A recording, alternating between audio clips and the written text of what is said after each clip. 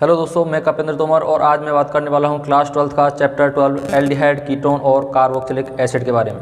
ये इस चैप्टर की वीडियो सेकंड है। इससे पहले फर्स्ट वीडियो बन चुकी है, उसमें हमने बात की थी कार्बोक्सिलिक एसिड यानी कार्बोनिल यौगिक, एल्डिहाइड और कीटोन के बेसिक्स के बारे में और उनके नामकरण तथा इनके वर्गीकरण के बारे में।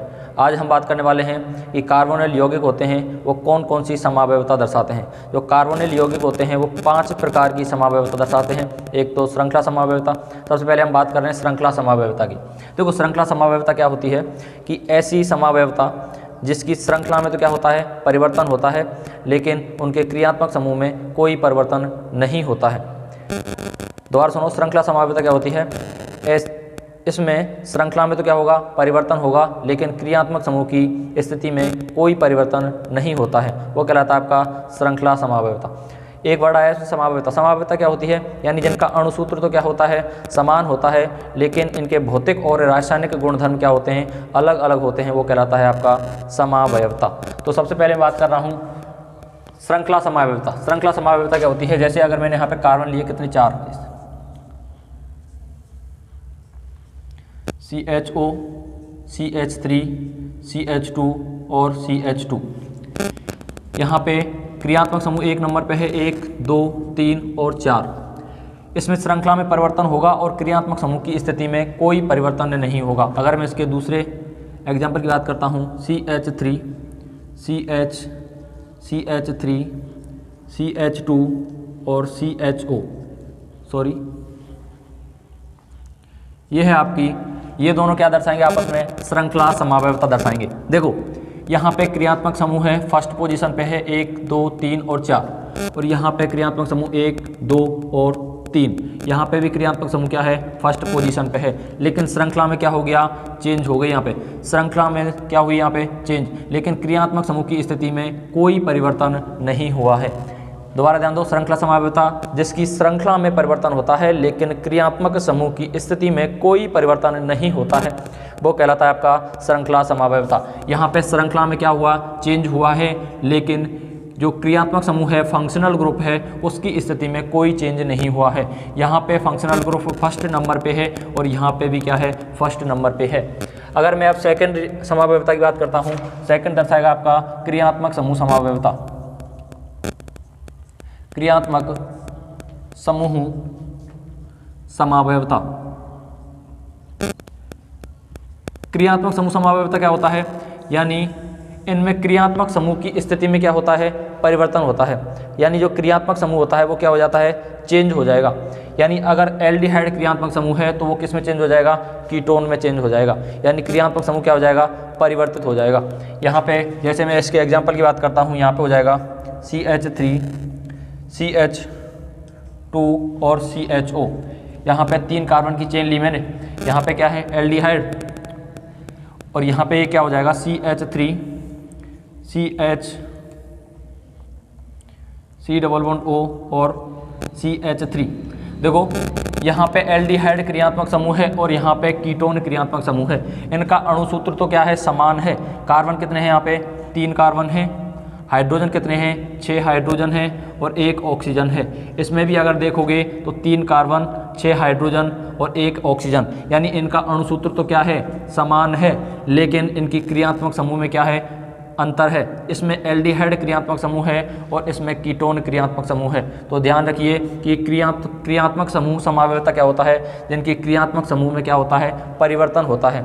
यहाँ पे एल्डिहाइड क्रियात्मक समूह है और यहाँ पे कीटोन क्रियात्मक समूह है।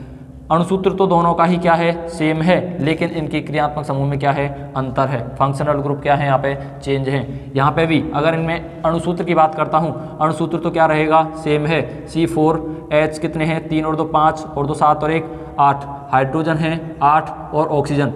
इन दोनों में अणुसूत्र तो क्या है, समान है। यहाँ पे भी क्या है, दोनों का अणुसूत्र है वो क्या है, समान है। थर्ड बात करता हूँ मैं, थर्ड समावयवता है आपकी मध्यावयवता।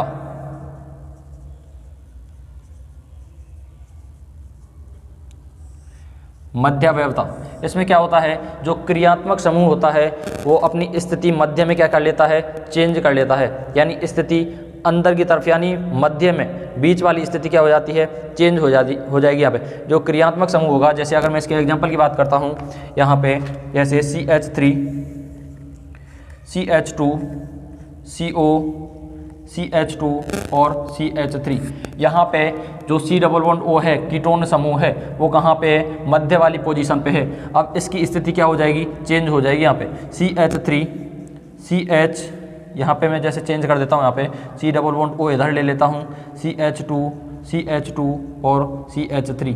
तो यहाँ पे क्रियात्मक समूह, जो क्रियात्मक समूह है, क्या क्रियात्मक समूह कीटोन है, वो इस स्थिति क्या हो गई, इसकी चेंज हो गई। यहाँ पे स्थिति में था फर्स्ट, सेकंड, थर्ड, 4 और 5। थर्ड नंबर पे C+O था, लेकिन यहाँ पे 1 और 2 पोजीशन पे क्या है, डबल बॉन्ड है, C+O है। क्लियर है। तो इनकी मध्यावस्था में क्या हो गया, चेंज हो गया, यानी कार्बोनिल समूह की मध्य, इनमें क्या आ गया, चेंज आ गया, अंतर आ गया। यानी यहाँ पे C+O था, थर्ड पोजीशन पे था, लेकिन यहाँ पे C+O कौन सी पोजीशन पे आ गया है, सेकंड पोजीशन पे आ गया है। दोबारा देखो एक बार, श्रृंखला समावयवता क्या होता है, यानी जिनकी श्रृंखला में परिवर्तन होता है लेकिन क्रियात्मक समूह की स्थिति में कोई परिवर्तन नहीं होता है, वो कहलाता है श्रृंखला समावयवता। यहाँ पे देखो क्रियात्मक समूह फर्स्ट पोजीशन पे है और यहाँ पे भी क्रियात्मक समूह है, फंक्शनल ग्रुप है, वो फर्स्ट पोजीशन पे है, लेकिन श्रृंखला में क्या हो गया, परिवर्तन हो गया। क्रियात्मक समूह समावयवता क्या होता है, यानी जिनके क्रियात्मक समूह में परिवर्तन होता है वो कहलाता है क्रियात्मक समूह समावयवता, लेकिन श्रृंखला में कोई परिवर्तन नहीं होता है। यहाँ पे देखो इनकी क्रियात्मक समूह में यहाँ पे CHO था और यहाँ पे C+O था, C+O है। तो देखो इनका अणुसूत्र है वो तो क्या है, सेम है, लेकिन इनकी जो क्रियात्मक समूह है वो क्या है, परिवर्तित है, चेंज है। मध्यवयवता होती है, मध्यवयवता में क्या होगा, यानी मध्य वाला जो क्रियात्मक समूह होगा वो अपनी स्थिति क्या कर लेगा, मध्य में परिवर्तित कर लेगा। यहाँ पे क्रियात्मक समूह था, थर्ड पोजीशन पे था कीटोन, और यहाँ पे सेकंड पोजीशन पे आ गया। तो ये क्या दर्शाएंगे, ये दोनों आपके दर्शाएंगे मध्यवयवता, और ये दोनों दर्शाएंगे आपके क्रियात्मक समूह समावयवता, और ये दर्शाएंगे आपके श्रृंखला समावयवता। क्लियर है। थर्ड बात करते हैं हम चलावयवता की। किसकी, चलावयवता।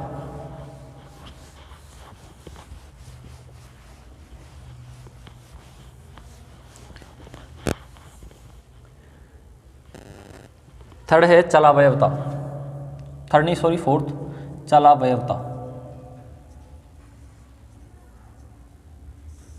इसमें क्या होगा, चलावयवता में डबल बॉन्ड की पोजीशन चेंज हो जाती है। क्या होती है, डबल बॉन्ड की पोजीशन चेंज हो जाती है। इसको मैं बोल सकता हूँ कीटो इनोल समावयवता भी बोलता हूँ। क्या बोल सकता हूँ, कीटो इनोल समावयवता, आइसोमेरिज्म, कीटो इनोल समावयवता भी कह सकता हूँ मैं। जैसे इसके एग्जांपल्स की बात करता हूँ, कौन कौन से हैं जो समावयवता दर्शाएंगे, चलावयवता समावयवता दर्शाते हैं। वो है आपका जैसे CH3, C+O और H। यहाँ पे क्या है, एल्डिहाइड। यहाँ पे ये जो डबल बॉन्ड होता है वो इधर की साइड शिफ्ट हो जाता है, और CH3 से एक हाइड्रोजन ऑक्सीजन पे क्या हो जाता है, शिफ्ट हो जाएगा। तो क्या बनेगा आगे, यहाँ पे बनेगा आपका CH, यहाँ से डबल बॉन्ड इधर शिफ्ट होगा तो CH2 डबल बॉन्ड C, इसके पास हाइड्रोजन है, और यहाँ से जो बॉन्ड टूटा है तो यहाँ पे क्या बना देगा, यहाँ पे ऑक्सीजन और हाइड्रोजन CH3 से एक हाइड्रोजन कहाँ पे आ जाएगा, इस ऑक्सीजन पे आ जाएगा। तो यहाँ से डबल बॉन्ड कहाँ पे शिफ्ट हो गया, इस कार्बन और CH3 के मध्य शिफ्ट हो गया। तो यहाँ पे जो फॉर्म बन रही है वो इनोल फॉर्म बन रही है। कौन सी, इनोल। डबल बॉन्ड के लिए इन और वन ऑल। अगर इसका मैं नाम देना चाहूँ तो नाम क्या हो जाएगा यूपीएससी में, H1, 2 कार्बन है तो H, 1 पोजीशन पे इन है, और 2 पोजीशन पे क्या है, ऑल। क्या है, क्या नाम हो जाएगा, H, 1 पोजीशन पे इन और 1 ऑल। ठीक है, नाम क्या हो जाएगा, एथेनॉल, ETH। 1 पोजीशन को लिखो तो भी सही, ना लिखो तो भी सही, इन, और ये क्या हो जाएगा, कट जाएगा, और यहाँ पे बनेगा एथेनॉल। क्या, एथेनॉल। यहाँ से ई क्या हो जाएगा, कट जाएगा, क्योंकि एक रूल होता है IUPAC का, AEIOU और Y जब एक साथ दिखाई देते हैं तो पहले वाला क्या हो जाता है, कट जाता है, हट जाता है। तो यहाँ पे इसका नाम क्या हुआ, एथेनॉल। क्लियर है। अब मैं बात करता हूँ 5th, प्रकाशिक समावयवता। प्रकाशिक समावयवता के बारे में।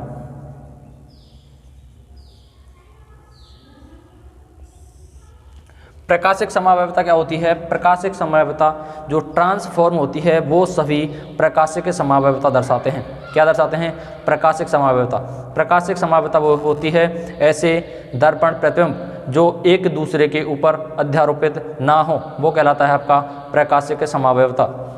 जैसे यहाँ पे मैं एग्जांपल्स की बात करता हूँ, यहाँ पे कार्बन, हाइड्रोजन, CH3, CH2 और CH3 और यहाँ पे क्या है? CHO।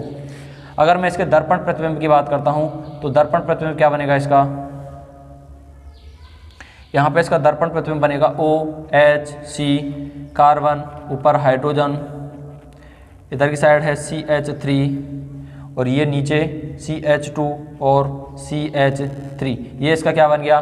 दर्पण प्रतिबिंब। अगर मैं इसको ऐसे के ऐसे ही उठा के इसके ऊपर अध्यारोपित करता हूँ तो क्या इसके ऊपर अध्यारोपित होगा? नहीं होगा। तो ये एक दूसरे के क्या हैं? प्रकाशिक समवायवता दर्शाते हैं। क्लियर है यहाँ तक? यानी अगर मैं इस कार्बन की बात करता हूँ, ये कौन सा कार्बन है? क्रेल कार्बन है। और क्रेल कार्बन क्या होता है?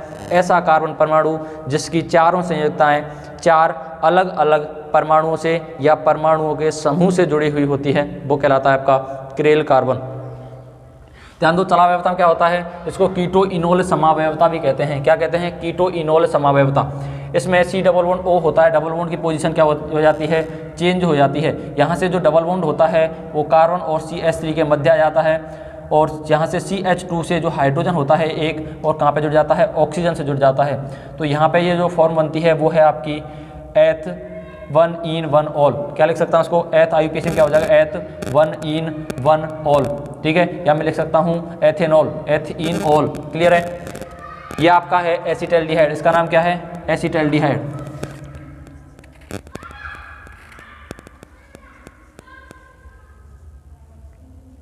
ये है आपका एसिटल्डिहाइड। क्लियर है?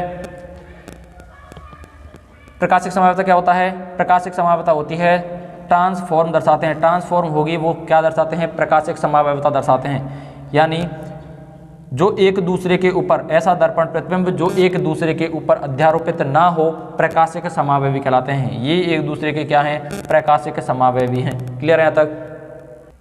इसका नाम क्या हो जाएगा? अगर नाम देना चाहूँ तो 2 मेथिल ब्यूट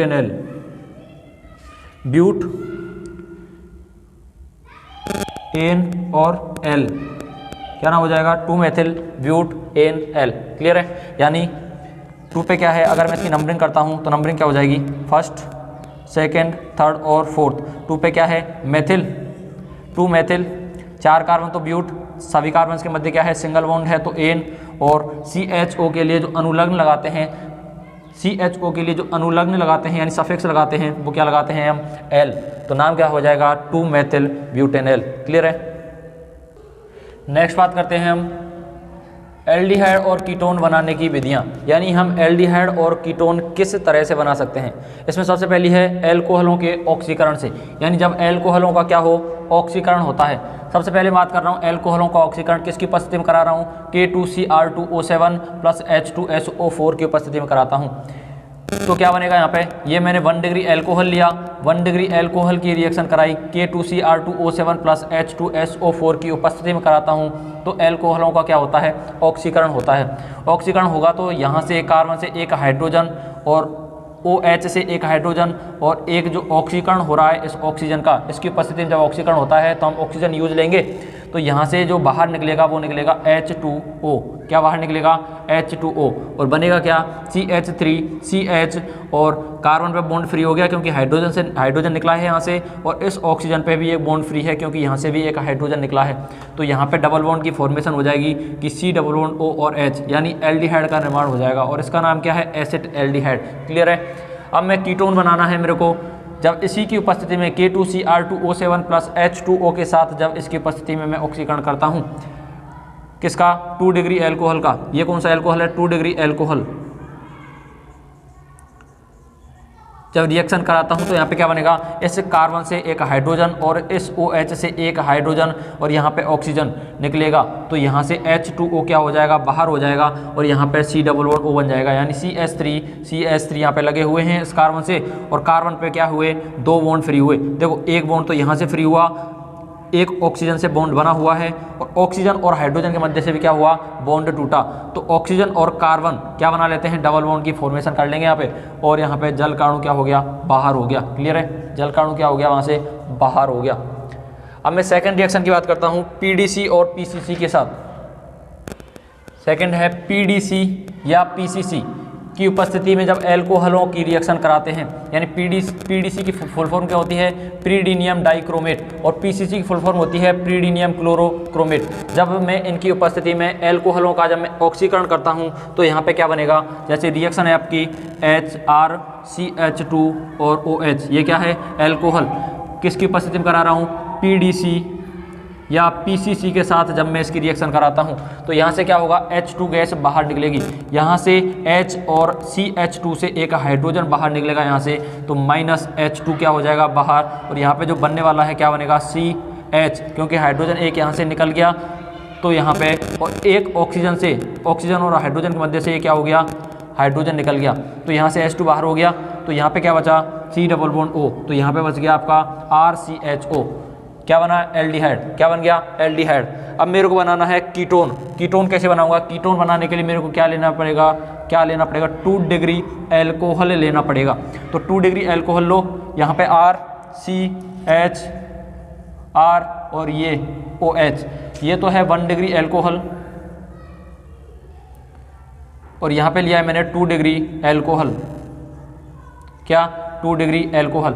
अब मेरे को क्या करना है, इसकी रिएक्शन फिर से करानी है पीडीसी या पीसीसी के साथ। जब रिएक्शन कराऊंगा तो यहाँ से H निकलेगा और यहाँ से H निकलेगा, तो यहाँ पे क्या बन जाएगा, RCR। यहाँ पे देखो कार्बन से क्या निकला, हाइड्रोजन बाहर निकला, और ऑक्सीजन से हाइड्रोजन बाहर निकला, तो इस पे बॉन्ड फ्री और इस ऑक्सीजन पे बॉन्ड फ्री, तो ये दोनों क्या बना लेंगे, डबल बॉन्ड की फॉर्मेशन हो जाएगी यहाँ पे, तो यहाँ पे बन जाएगा डबल बॉन्ड। ये क्या बन गया आपका कीटोन, और H2 क्या हो गया यहाँ से बाहर। क्लियर है। अब मैं बात करता हूँ, एक और रिएक्शन करता हूँ यहाँ पे, जैसे R की जगह मैं क्या ले सकता हूँ, CH3 या C2H5, यानी कार्बन से ले सकता हूँ, एथिल मेथिल प्रोपिल ब्यूटिल, यानी कार्बन की संख्या। क्लियर है। अब मैं नेक्स्ट रिएक्शन की बात करता हूँ ओपेनोयर ऑक्सीकरण के बारे में। किसकी, ओपेनोयर ऑक्सीकरण। थर्ड रिएक्शन है आपकी ओपेनोयर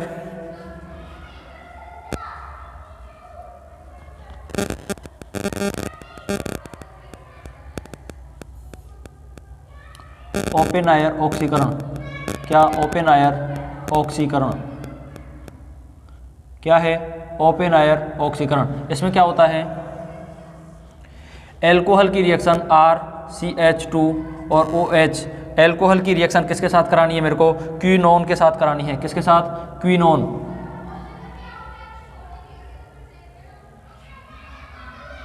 ये होता है आपका क्विनोन। क्या, क्विनोन। किसकी उपस्थिति में करानी है, ये एल्यूमिनियम ब्यूटोक्साइड की उपस्थिति में करानी है, एल्यूमिनियम ब्यूटोक्साइड की उपस्थिति में करानी है, CH3CO एल्यूमिनियम, ये है एल्यूमिनियम ब्यूटोक्साइड, लिख सकते हो यहाँ पे एल्यूमिनियम ब्यूटोक्साइड। किसकी उपस्थिति में कराई मैंने, एल्यूमिनियम ब्यूटोक्साइड की उपस्थिति में कराई। तो यहाँ से देखो क्या होगा, OH से एक हाइड्रोजन बाहर निकलेगा और CH से एक हाइड्रोजन बाहर निकलेगा, तो यहाँ पे क्या बन जाएगा आपका, जब बाहर निकलेगा तो यहाँ पे बनेगा RCH, और यहाँ पे हाइड्रोजन बाहर निकल गया और यहाँ से भी एक हाइड्रोजन बाहर निकल गया, तो यहाँ पे क्या बन जाएगा, RCHO। क्लियर है। और दोबारा देखो यहाँ पे ये क्या है, 1 डिग्री एल्कोहल की रिएक्शन, ये है क्विनोल, क्विनोन। क्या है, क्विनोन। यहाँ से हाइड्रोजन हटेगा और इस OH से एक हाइड्रोजन यहाँ से हटेगा। ठीक है, जब हाइड्रोजन हटेगा तो यहाँ पे तो फॉर्मेल्डिहाइड बन जाएगा, क्या, सॉरी एल्डिहाइड, एल्किल एल्डिहाइड बन जाएगा। अब यहाँ से जो हाइड्रोजन हटे हैं वो कहाँ पे जुड़ जाएंगे, इन ऑक्सीजन से जुड़ेंगे। ऑक्सीजन से किस तरह से जुड़ेंगे, देखो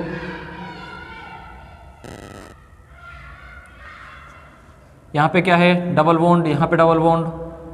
जैसे ही हाइड्रोजन इन ऑक्सीजन से जुड़ेंगे तो यहाँ से बॉन्ड टूटेगा, डबल बॉन्ड। यहाँ से जैसे ही बॉन्ड टूटेगा तो ऑक्सीजन से तो हाइड्रोजन जुड़ गया और यहाँ से डबल बॉन्ड टूटा, इस ऑक्सीजन से एक हाइड्रोजन जुड़ गया, लेकिन इस ऑक्सीजन के पास, इस कार्बन के पास जो डबल बॉन्ड टूटा है इसके पास एक बॉन्ड फ्री रह रहा है और यहाँ पे भी बॉन्ड क्या है, फ्री है अभी। तो ये क्या करेगा, ये वाला बॉन्ड टूटेगा यहाँ से और टूटने के बाद इस कार्बन पे बॉन्ड फ्री और इस कार्बन पे बॉन्ड फ्री, यानी एक बॉन्ड में 2 इलेक्ट्रॉन्स होते हैं, एक बॉन्ड में 2 होते हैं साझेदार, एक इधर और एक इधर। तो जैसे ही अगर ये वाला बॉन्ड टूटेगा ये, तो यहाँ से टूटेगा तो आधा बॉन्ड इसके पास और आधा इसके पास, तो ये दोनों क्या बना लेंगे, पूर्ण बन जाएगा डबल बॉन्ड। तो ये दोनों क्या बन जाएंगे, डबल बॉन्ड की फॉर्मेशन, और यहाँ से भी एक डबल बॉन्ड की फॉर्मेशन हो जाएगी। क्लियर है? इसका नाम क्या है, क्विनोल। क्या, क्विनोल। क्या नाम है इसका, क्विनोल। क्लियर है यहाँ तक? यानी जब 1 डिग्री एल्कोहल की रिएक्शन क्विनोन के साथ कराते हैं तो यहाँ से CH2 से एक हाइड्रोजन निकलता है और OH से एक हाइड्रोजन निकल करके कहाँ पे जुड़ जाएगा, इस क्विनोन पे जुड़ जाएंगे, ऑक्सीजन से जुड़ जाएंगे यहाँ पे। जैसे ही हाइड्रोजन ऑक्सीजन से जुड़ेंगे तो ये डबल बॉन्ड टूटेगा, डबल बॉन्ड टूटेगा तो OH बनेगा और यहाँ पे OH, लेकिन कार्बन पे बॉन्ड फ्री रह जाता है।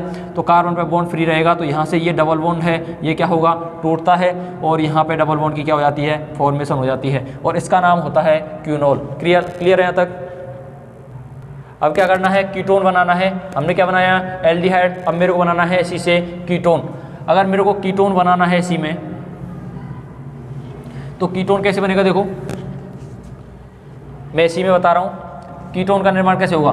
मेरे को 1 डिग्री की जगह क्या लेना पड़ेगा, 2 डिग्री। 2 डिग्री लूँगा तो यहाँ पे H की जगह पे क्या हो जाएगा, एक R जोड़ लूँगा यहाँ पे। जैसे ही R जोड़ा तो यहाँ से एक हाइड्रोजन है, इस कार्बन से हाइड्रोजन निकलेगा, इस OH से हाइड्रोजन ये वाला निकलेगा। ये दोनों हाइड्रोजन इस क्विनोन से जुड़ेंगे, क्विनोन के ऑक्सीजन से जुड़ेंगे। तो यहाँ पे क्या बच गया शेष, यहाँ पे बच गया R, कार्बन और R। यहाँ से हाइड्रोजन निकल गया और यहाँ पे ऑक्सीजन से एक हाइड्रोजन निकल गया। यहाँ पे बॉन्ड फ्री और इस ऑक्सीजन पे भी बॉन्ड फ्री, क्योंकि यहाँ से ऑक्सीजन से हाइड्रोजन निकला है और इस कार्बन से हाइड्रोजन निकला है। तो ये दोनों बॉन्ड क्या बना लेंगे, पूर्ण बॉन्ड का निर्माण कर लेंगे यहाँ पे। तो यहाँ पे बन जाएगा डबल बॉन्ड और ये क्या बन गया आपका, कीटोन। क्या बन गया, कीटोन। और यहाँ से जो हाइड्रोजन निकले हैं वो कहाँ पे जुड़ेंगे, इस क्विनोन से। वो कैसे जुड़ेंगे, वो यहाँ पे देखो, ये क्या है आपका, क्विनोन। अब क्विनोन से जो हाइड्रोजन जुड़ रहे हैं यहाँ से जुड़ेंगे तो यहाँ से डबल बॉन्ड क्या होगा, टूटेगा तो हाइड्रोजन इस पे जुड़ेगा और यहाँ से ये डबल बॉन्ड है तो ये टूटेगा। यहाँ पे हाइड्रोजन जुड़ गया लेकिन इस कार्बन पे एक बॉन्ड फ्री रह गया और इस कार्बन पे भी एक बॉन्ड फ्री रह गया। तो ये क्या करेंगे, इस बॉन्ड के पास जाएंगे, इस कार्बन के पास, यहाँ से ये वाला बॉन्ड टूटेगा और ये दोनों क्या बना लेंगे, डबल बॉन्ड बना लेंगे। और यहाँ से ये बॉन्ड टूटेगा तो यहाँ पे ये डबल बॉन्ड बना लेंगे। क्लियर है? तो यहाँ पे इसका नाम क्या है, क्विनोल। क्या है, क्विनोल। क्लियर है? हमने अभी एल्डिहाइड का निर्माण किया और अब किया है हमने कीटोन का निर्माण। क्लियर है? अभी मैं बात करने वाला हूँ एल्कोहलों के विहाइड्रोजनीकरण से। सेकंड, इससे पहले बात की थी एल्कोहलों के ऑक्सीकरण से, अभी बात करने वाला हूँ एल्कोहलों के विहाइड्रोजनीकरण से। एल्कोहलों के विहाइड्रोजनीकरण से।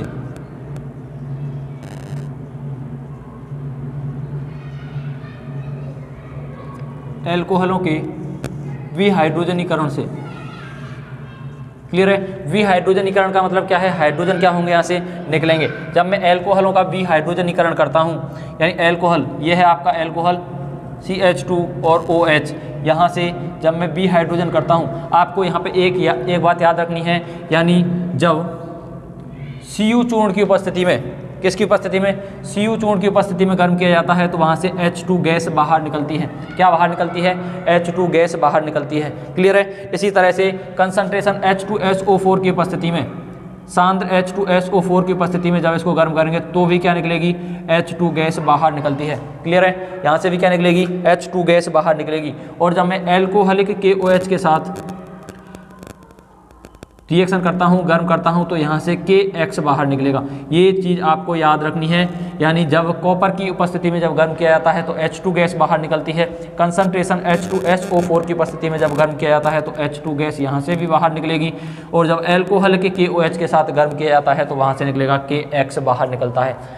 क्लियर है, पोटेशियम हैलाइड बाहर निकलता है। अब यहाँ से अगर मैं रिएक्शन करा रहा हूँ Cu की उपस्थिति में गर्म कर रहा हूँ 300 डिग्री सेल्सियस ताप पे, तो यहाँ से H2 गैस बाहर निकलेगी, एक हाइड्रोजन यहाँ से और एक हाइड्रोजन इस CH2 से, यानी एक हाइड्रोजन यहाँ से और एक हाइड्रोजन H से, तो यहाँ से क्या बाहर हो जाएगा H2 और यहाँ पे क्या बनेगा RCH और O। क्लियर है, एल्डिहाइड बन गया। अब मेरे को कीटोन बनाना है, कीटोन बनाने के लिए 2 डिग्री एल्कोहल लेनी पड़ेगी, यानी ये है आपकी 2 डिग्री एल्कोहल। ये क्या है 2 डिग्री एल्कोहल। इसको भी मैं किसके साथ, किसकी उपस्थिति में गर्म कर रहा हूँ, Cu चूर्ण के साथ। Cu की उपस्थिति में 300 डिग्री सेल्सियस ताप पे जब मैं गर्म कर रहा हूँ तो OH से हाइड्रोजन और इस कार्बन से हाइड्रोजन, तो यहाँ पे किसका फॉर्मेशन हो जाएगा, कीटोन का फॉर्मेशन हो जाएगा। यहाँ पे बनेगा आपका C डबल बॉन्ड O, यानी ये है आपका कीटोन और ये क्या है ऊपर वाला, ये है आपका एल्डिहाइड। ये क्या है आपका एल्डिहाइड। क्लियर है। अभी मैं नेक्स्ट रिएक्शन के बारे में बात करता हूँ। अगर मैं इसकी 3 डिग्री एल्कोहल लेता हूँ, देखो 3 डिग्री एल्कोहल से हमें क्या प्राप्त होगा, R, जैसे यहाँ पे 3 डिग्री एल्कोहल ले रहा हूँ मैं CH3 और CH3 और यहाँ पे क्या है OH। जैसे ही मैं क्या करूँगा, यहाँ से 3 डिग्री एल्कोहल लेता हूँ तो यहाँ इस कार्बन के पास तो हाइड्रोजन है नहीं है, हाइड्रोजन नहीं है तो पास वाला कार्बन है, इसके पास क्या है हाइड्रोजन है, इसके पास भी हाइड्रोजन है, इस कार्बन के पास भी क्या है हाइड्रोजन है, तो यहाँ से एक हाइड्रोजन बाहर निकालूंगा और OH बाहर निकालूंगा, तो यहाँ से क्या बाहर निकल जाएगा H2O बाहर निकल जाएगा। क्या बाहर निकलेगा H2O और एल्कीन का निर्माण होगा। यानी जब 3 डिग्री एल्कोहलों की रिएक्शन, 3 डिग्री एल्कोहलों को मैं Cu के साथ 300 डिग्री सेल्सियस ताप पर गर्म करता हूँ तो यहाँ से क्या उत्पाद बनेगा, यहाँ पे एल्कीन बनेगा। क्या बनेगा एल्कीन। जैसे CH3 C, यहाँ पे CH3 और नीचे क्या है CH2। ठीक है, तो यहाँ इस कार्बन पे बॉन्ड फ्री हुआ और एक इस कार्बन पे बॉन्ड फ्री हुआ, तो यहाँ से ये दोनों बॉन्ड पूर्ण बॉन्ड का निर्माण करेंगे और यहाँ पे डबल बॉन्ड की क्या हो जाएगी फॉर्मेशन। ये क्या बन गया आपका एल्कीन। क्या बन गया एल्कीन। तो याद रखना है कि 3 डिग्री एल्कोहलों को जब Cu की उपस्थिति में 300 डिग्री सेल्सियस ताप पर गर्म करते हैं तो हमें एल्कीन प्राप्त होते हैं। क्या प्राप्त होते हैं एल्कीन।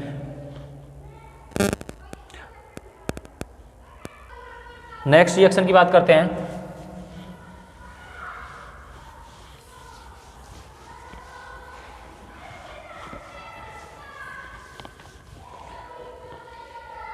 नेक्स्ट है कार्बोक्सिलिक एसिड के कैल्शियम लवण। थर्ड रिएक्शन है आपकी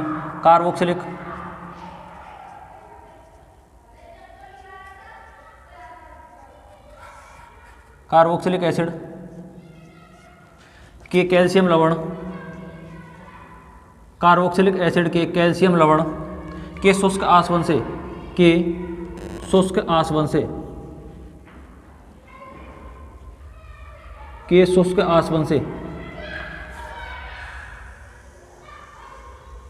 ठीक है। अब मैं कैल्शियम लवण लेता हूं, जैसे कैल्शियम लवण लिया मैंने CaOOC और H, COOH और यहाँ पे भी क्या लिया COOH। क्लियर है। यहाँ पे ये हो गया कैल्शियम लवण, कार्बोक्सिलिक एसिड का कैल्शियम लवण। यहाँ पे मैं एक और मॉलिक्यूल लेता हूँ इसी के जैसा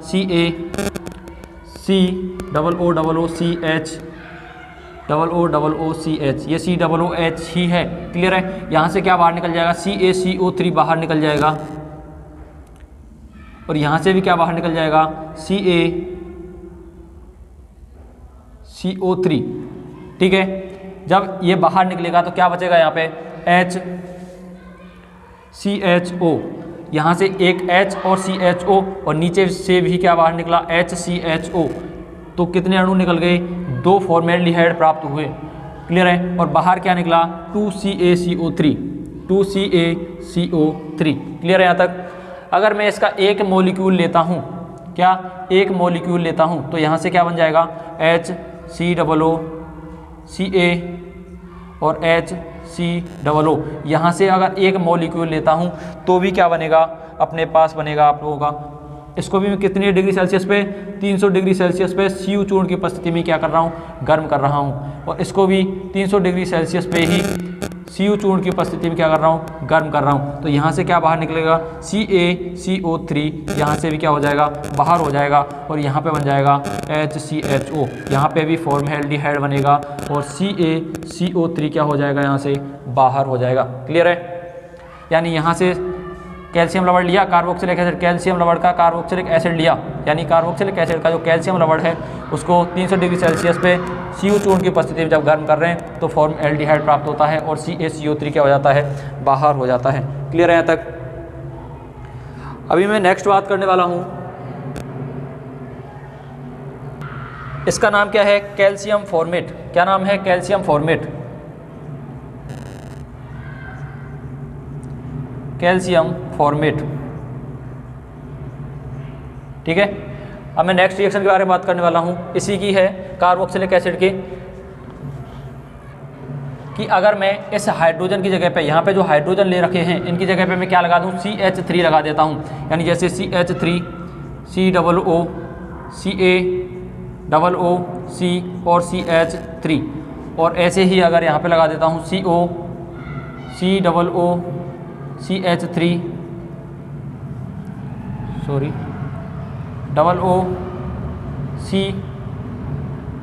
CH3, OO, CH3, अगर मैं ये लगा देता हूँ तो यहाँ पे क्या बनेगा, कीटोन का निर्माण हो जाएगा।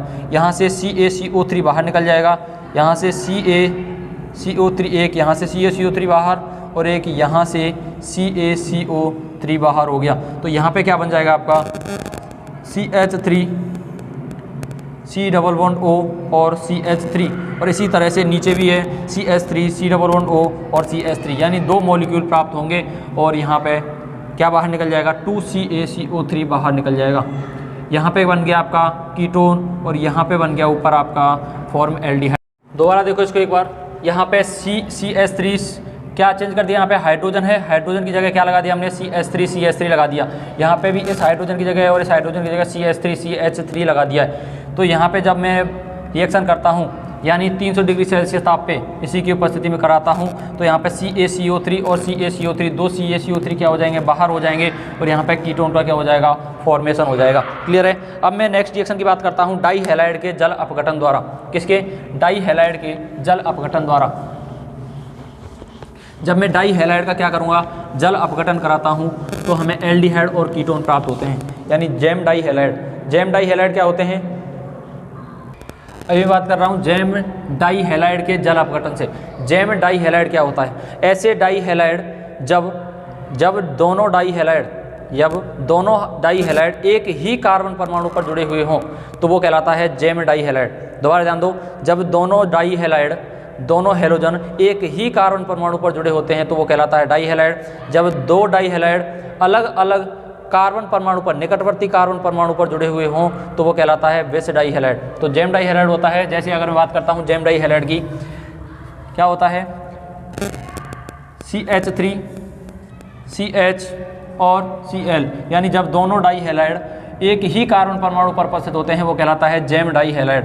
इसकी रिएक्शन KOH के साथ, किसके साथ, KOH के साथ H2SO4 की उपस्थिति में कराते हैं, H2SO4 की उपस्थिति में कराते हैं। तो यहाँ पे क्या प्राप्त होगा, देखो KCl 2 हैं तो 2 KCl निकल सकते हैं, तो यहाँ पे मैं एक और KOH ले लेता हूँ, पोटेशियम हाइड्रोक्साइड। तो यहाँ पे पॉजिटिव नेगेटिव, पॉजिटिव और नेगेटिव, यहाँ से KCl बाहर, नेगेटिव पॉजिटिव नेगेटिव और इस कारण पॉजिटिव और इस पे पॉजिटिव, तो यहाँ से KCl बाहर हो जाएगा। जैसे ही KCl बाहर होगा तो यहाँ पे क्या बनेगा, CH3, CH, 2 बॉन्ड फ्री, दोनों बॉन्ड से क्या जुड़ जाएंगे, OH जुड़ जाएगा यहाँ पे। और ये क्या होता है, अनस्टेबल होता है, अनस्टेबल होता है। तो यहाँ से क्या होगा, जल काणु क्या होगा, बाहर होगा। यहाँ से क्या होगा, जल काणु बाहर होगा और उत्पाद में क्या बनेगा, CH3, CH और O, यानी एसिड एल्डिहाइड का क्या हो जाएगा, फॉर्मेशन हो जाएगा। इसका अगर मैं IUPAC नाम बताना चाहूँ, IUPAC में क्या हो जाएगा, 1,1 डाई क्लोरो, यानी देखो 1,1 अगर नंबरिंग करता हूँ 1 और 2, 1,1 die chloro ethane, 1,1 die chloro ethane. Clear है? अब मैं इसकी अगर कीटोन का निर्माण करता हूँ, कीटोन का फॉर्मेशन कैसे होगा, अगर मैं यहाँ पे 2 डिग्री लेता हूँ, यानी 2 डिग्री लेता हूँ, यानी यहाँ पे अगर मेरे को कीटोन बनाना है, कीटोन बनाने के लिए क्या करना है कि CH यानी 4 डिग्री कार्बन लेना पड़ेगा। कौन सा 4 डिग्री, सॉरी इसका निर्माण हो गया 1,1 डाई क्लोरो एथेन। ठीक है, अब मेरे को बनाना है कीटोन। कीटोन बनाने के लिए क्या करना है CH3 CH यहाँ से और CH3 और यहाँ पे आ गया आपका Cl। ठीक है, अब क्या करना है, इसकी रिएक्शन फिर से किसके साथ करानी है, KOH के साथ। KOH के साथ कराएंगे तो यहाँ पे कितने अणु लेंगे KOH के 2, तो यहाँ से नेगेटिव नेगेटिव पॉजिटिव और पॉजिटिव, पॉजिटिव और नेगेटिव, पॉजिटिव और नेगेटिव। यहाँ से क्या बाहर हो जाएगा KCl बाहर हो जाएगा। कितना, यहाँ से भी 2 KCl बाहर हुआ था और यहाँ से भी H2SO4 के साथ जब रिएक्शन कराएंगे तो 2 KCl बाहर हो जाएगा। क्लियर है। अब यहाँ पे क्या बन जाएगा CH3 और यहाँ पे कार्बन पे 2 बॉन्ड फ्री हैं और OH है, तो इन दोनों बॉन्डों से क्या जुड़ जाएंगे OH। और ये क्या होता है अनस्टेबल होता है, अनस्टेबल होता है। यहाँ से क्या हो जाता है जल का अणु बाहर हो जाएगा यानी H2O और यहाँ पे किसकी फॉर्मेशन हो जाएगी कीटोन की formation CH3 C double bond O और CH3। इसका नाम क्या होता है एसीटोन। यहाँ पे क्या बन गया कीटोन बन गया और यहाँ पे क्या बना एल्डिहाइड बन गया। क्लियर है यहाँ तक। यानी जब डाई हैलाइड की रिएक्शन KOH के साथ कराते हैं, किसके साथ KOH के साथ कराते हैं, तो हमें एल्डिहाइड और कीटोन प्राप्त होते हैं। जब डाई हैलाइड की रिएक्शन H2SO4 के साथ H2SO4 की उपस्थिति में KOH के साथ कराते हैं तो हमें एल्डिहाइड और कीटोन प्राप्त होते हैं। क्लियर है। फिफ्थ रिएक्शन है आपकी एल्कीन के ओजोनीकरण से। किसके, एल्कीन के ओजोनीकरण से।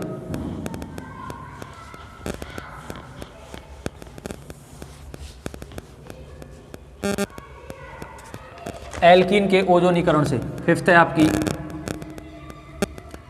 एल्कीन के ओजोनीकरण से। जब मैं क्या करूंगा एल्कीन का ओजोनीकरण करता हूं तो यहां पे देखो जब एल्कीनों पर ओजोन की क्रिया कराई जाती है, किसकी, यानी क्या है एल्कीन के ओजोनीकरण से। जब एल्कीनों पर ओजोन की क्रिया कराई जाती है यानी O3 की क्रिया कराई जाती है तो ओजोनाइड प्राप्त होते हैं। क्या प्राप्त होते हैं, ओजोनाइड प्राप्त होते हैं। ठीक है, जो Zn चूर्ण की उपस्थिति में जल अपघटित होकर एल्डिहाइड व कीटोन देते हैं। जैसे अगर मैं एल्कीन की रिएक्शन कराता हूँ, यहाँ पे लिया मैंने एल्कीन यानी ये ले लिया मैंने एथीन। क्या लिया, एथीन। इसकी रिएक्शन मेरे को किसके साथ करानी है, O3 के साथ करानी है। किसकी उपस्थिति में करानी है, आपको Zn चूर्ण की उपस्थिति में करानी है। ठीक है, O3 ओजोनीकरण कर रहा हूं मैं यहाँ पे, तो देखो किस तरह से जुड़ेगा। यहाँ पे ये डबल बॉन्ड क्या होगा, टूटेगा। कार्बन, यहाँ पे हाइड्रोजन है, इस कार्बन से क्या है हाइड्रोजन है और यहाँ पे क्या है कार्बन। तो ये O3 किस तरह से जुड़ेगा, यहाँ पे एक ऑक्सीजन ऊपर की तरफ और 2 ऑक्सीजन इस तरह से जुड़ जाएंगे। क्लियर है। और इस कार्बन पे क्या है हाइड्रोजन है और इस कार्बन पे क्या है हाइड्रोजन है। जब मैं इसका ओजोनोलाइज H2O की उपस्थिति में जब रिएक्शन कराता हूँ Zn चूर्ण की उपस्थिति में, तो इसका क्या हो जाएगा आगे, यहाँ पे ये जो बना है वो क्या है ओजोनाइड। क्या बना है, ओजोनाइड।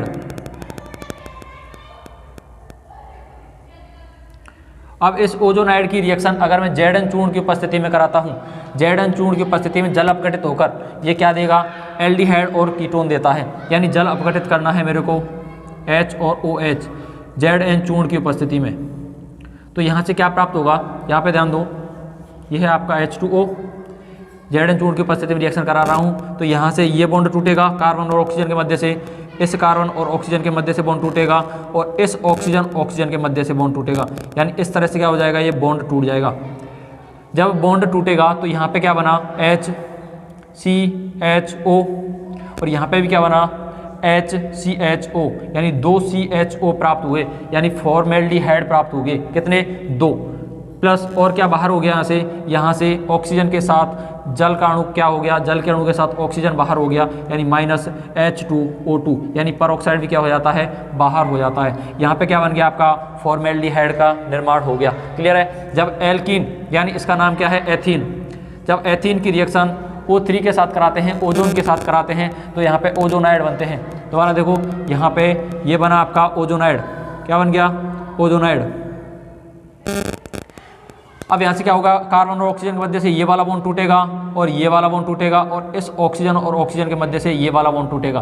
तो यहाँ पे देखो ये वाला बॉन्ड टूटा यहाँ से और यहाँ से टूटा और यहाँ से क्या हो गया, ये अलग हो गया। तो यहाँ पे क्या बचा HCHO और यहाँ पे HCHO, तो 2 HCHO प्राप्त हुए यानी 2 फॉर्मेल्डिहाइड प्राप्त हुए।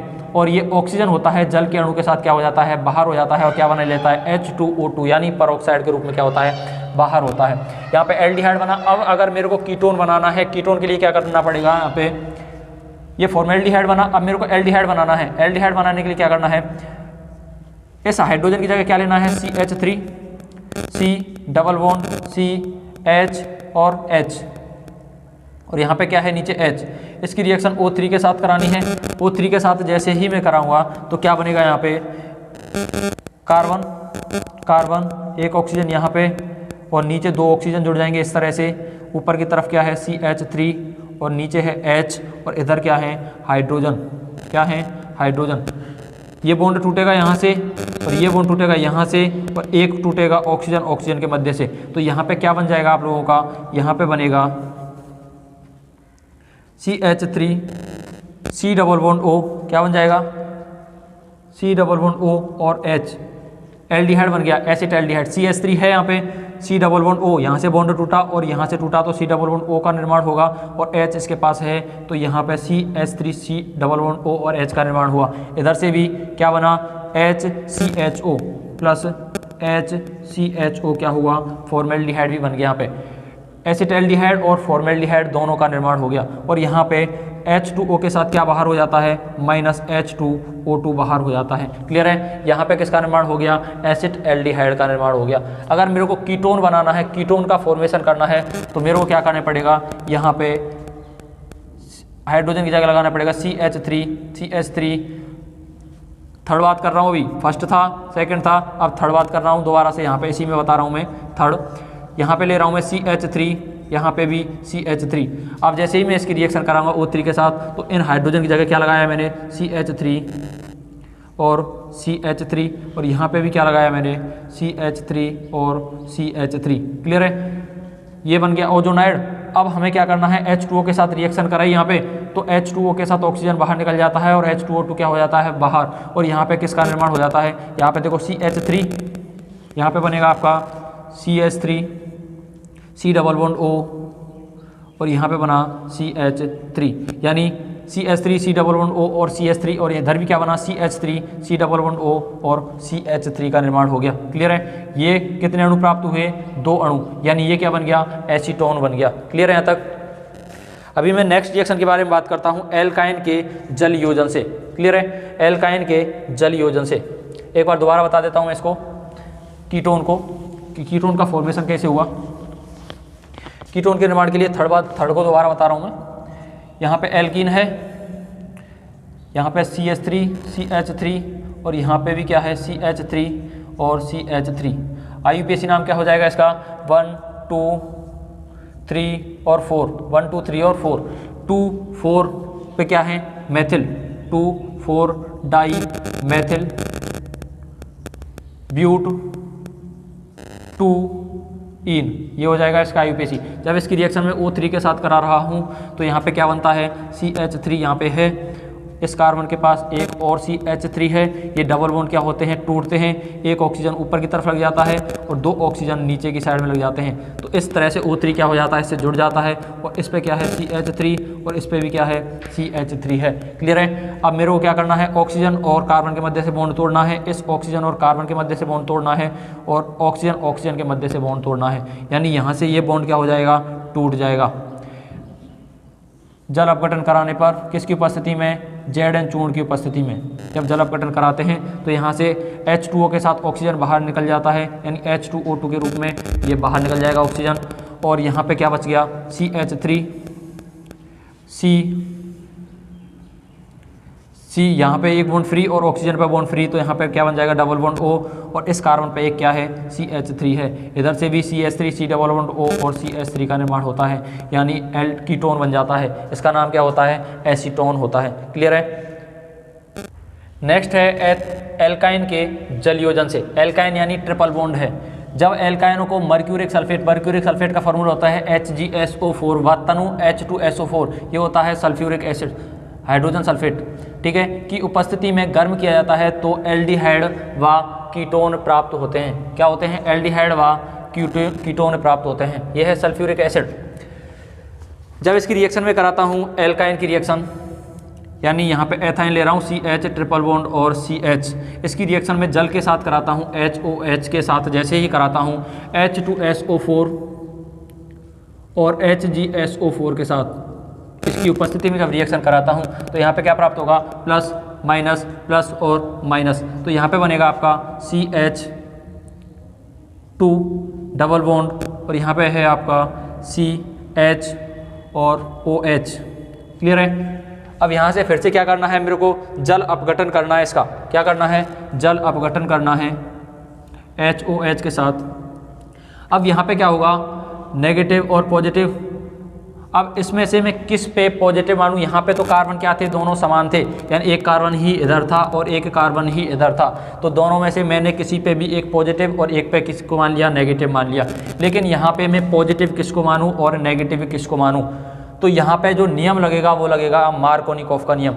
और मार्कोनिकॉफ का नियम कहता है कि हाइड्रोजन परमाणु उस कार्बन परमाणु पर जुड़ता है जिस कार्बन परमाणु पर हाइड्रोजन परमाणु की संख्या पहले से ही अधिक है। यानी मार्कोनिकॉफ का नियम कहता है कि हाइड्रोजन परमाणु है उस कार्बन पर जुड़ेगा, ये जो हाइड्रोजन है उस कार्बन पर जुड़ेगा इन दोनों में से जिस पर हाइड्रोजन परमाणु की संख्या पहले से ही अधिक है। अगर मैं इस कार्बन की बात करूं, इस पर एक हाइड्रोजन है और इस पे कितने हैं?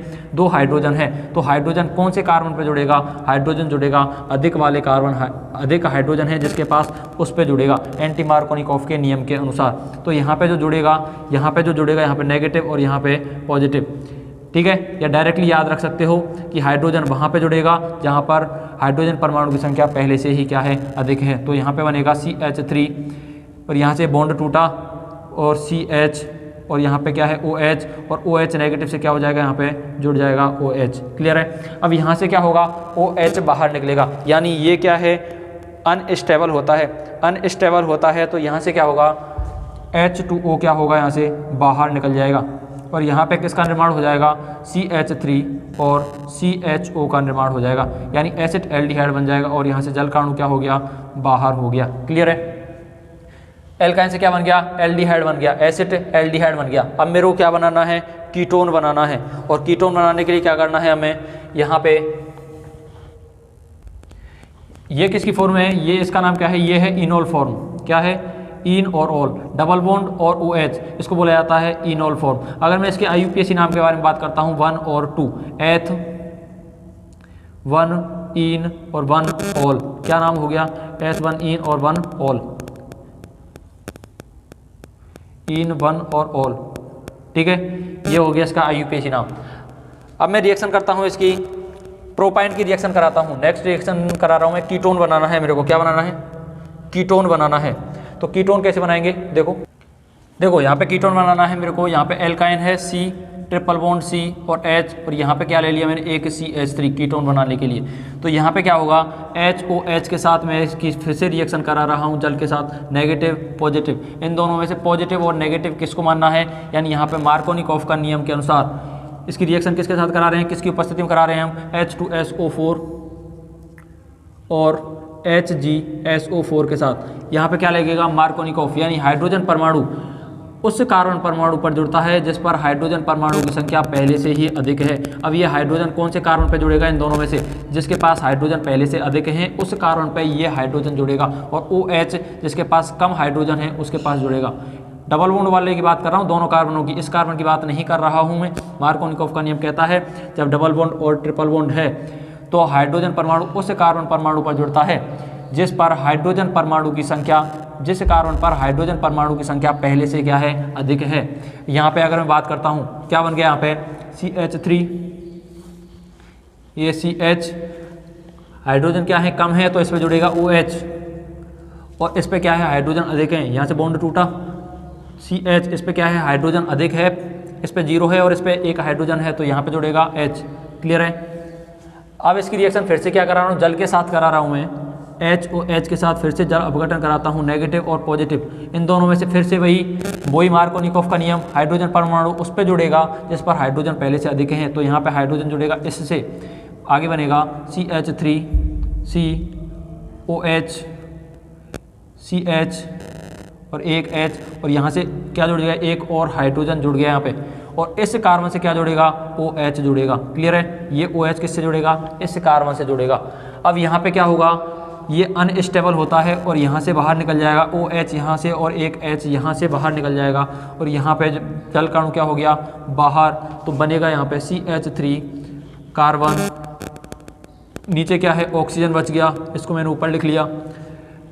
ऑक्सीजन और हाइड्रोजन के मध्य से बॉन्ड टूटा तो इस पे बॉन्ड फ्री, और इस कार्बन के मध्य से OH गया तो इस कार्बन पे भी क्या है, बॉन्ड फ्री है। क्लियर है, आगे क्या है, CH और 3, आगे क्या है, CH3। अब इसके पास बॉन्ड फ्री और इसके पास बॉन्ड फ्री, तो यहाँ पे क्या बन जाएगा, ये डबल बॉन्ड की फॉर्मेशन हो जाएगी और C डबल बॉन्ड O का निर्माण कर लेगा। इसका नाम क्या है, एसीटोन। इसका नाम क्या है, एसीटोन। क्लियर है, यहाँ पे किसका निर्माण हो गया, कीटोन का निर्माण हो गया। अब मैं नेक्स्ट रिएक्शन के बारे में बात कर रहा हूँ। 7 रिएक्शन है, 7वीं रिएक्शन है, ये है आपकी साइनाइड पर ग्रीनियर अभिकर्मक की क्रिया द्वारा। नेक्स्ट बात कर रहा हूँ साइनाइड पर ग्रीनियर अभिकर्मक की क्रिया द्वारा, यानी साइनाइड पर रिएक्शन करानी है किसकी, ग्रीनियर अभिकर्मक। और ग्रीनियर अभिकर्मक क्या होता है, RMGX।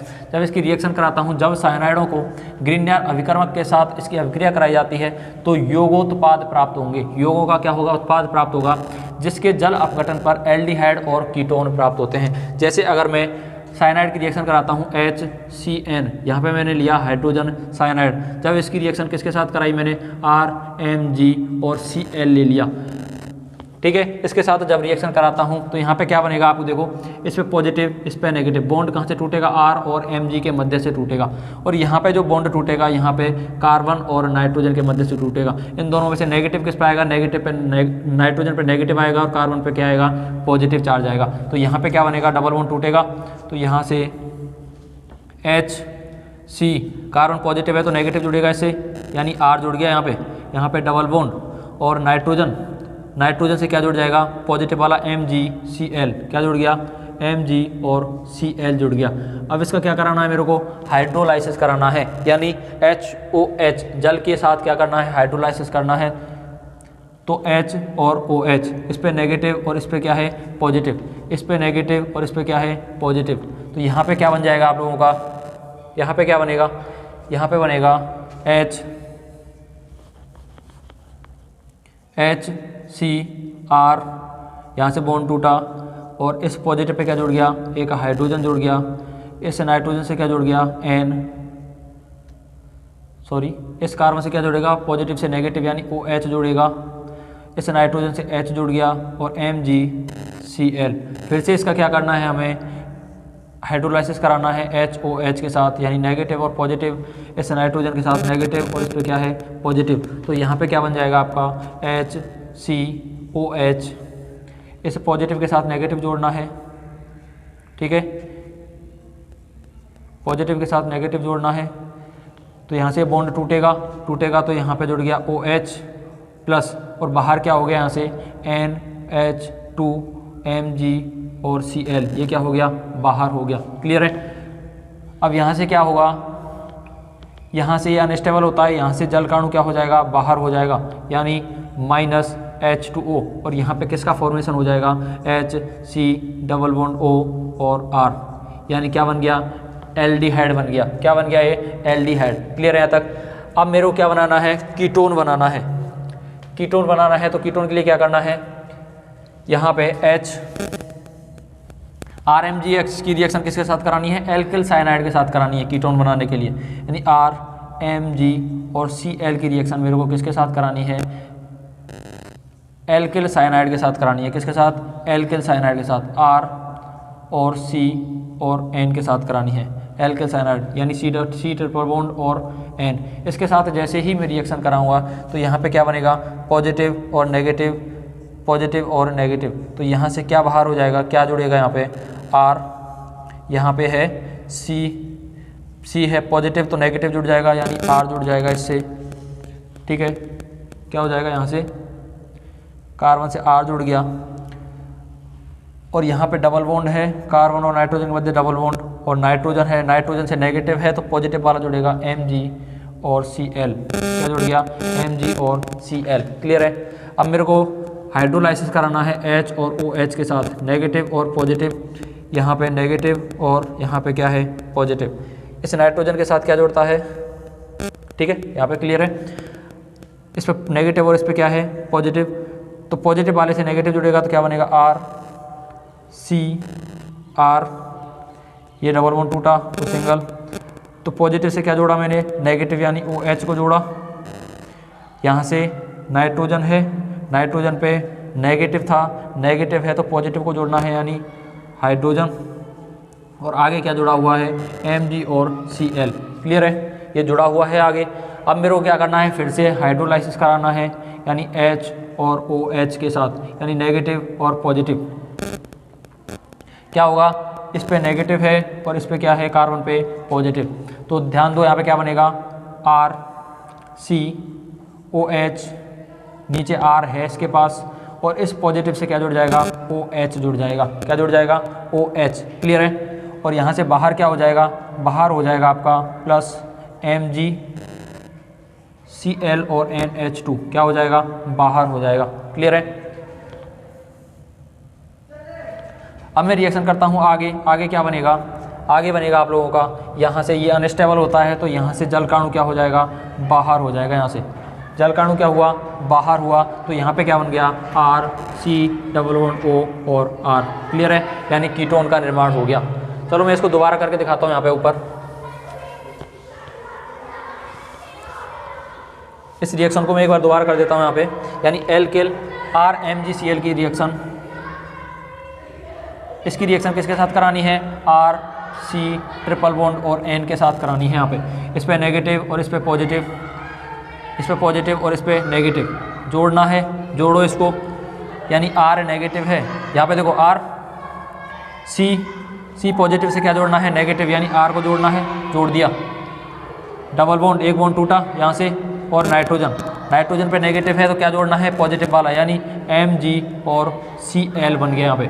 अब मेरे को हाइड्रोलाइसिस कराना है H और OH के साथ, माइनस और प्लस, इस पे नेगेटिव और इस पे पॉजिटिव, यहाँ पे R कार्बन और R, ये डबल बॉन्ड है टूटा, तो यहाँ पे नाइट्रोजन और यहाँ पे इस पे नेगेटिव से क्या जोड़ा हमने पॉजिटिव यानी H जोड़ दिया, और इस पॉजिटिव से क्या जोड़ा मैंने नेगेटिव, यानी यहाँ पे जोड़ दिया मैंने OH, क्लियर है। आगे क्या जुड़ा हुआ है, आगे जुड़ा हुआ है Mg और Cl, ठीक है। आगे फिर से क्या कराना है, हाइड्रोलाइसिस कराना है H और OH के साथ, ठीक है, इस पे नेगेटिव और इस पे पॉजिटिव, यहाँ से फिर से नाइट्रोजन पे नेगेटिव और इस कार्बन पे पॉजिटिव। आगे क्या बनेगा आपका, आगे बनेगा RC, ऊपर है OH, नीचे R, ये बॉन्ड था सिंगल बॉन्ड, ये क्या हो जाएगा टूट जाएगा, टूटेगा तो पॉजिटिव के साथ क्या जोड़ेंगे हम OH, और बाहर क्या निकल गया NH2 Mg और Cl, ये क्या हो गया बाहर हो गया। यहाँ से H2O बाहर निकल जाएगा, क्या बाहर निकलेगा H2O बाहर निकल गया, माइनस H2O बाहर, तो यहाँ पे बन गया फॉर्मेशन किसका हो गया RC⋯O और R का निर्माण हो गया, यानी क्या बन गया कीटोन बन गया, क्लियर है यहाँ तक। अगर आपको वीडियो पसंद आई हो तो प्लीज़ लाइक करें, शेयर करें एंड सब्सक्राइब करें। Thank you.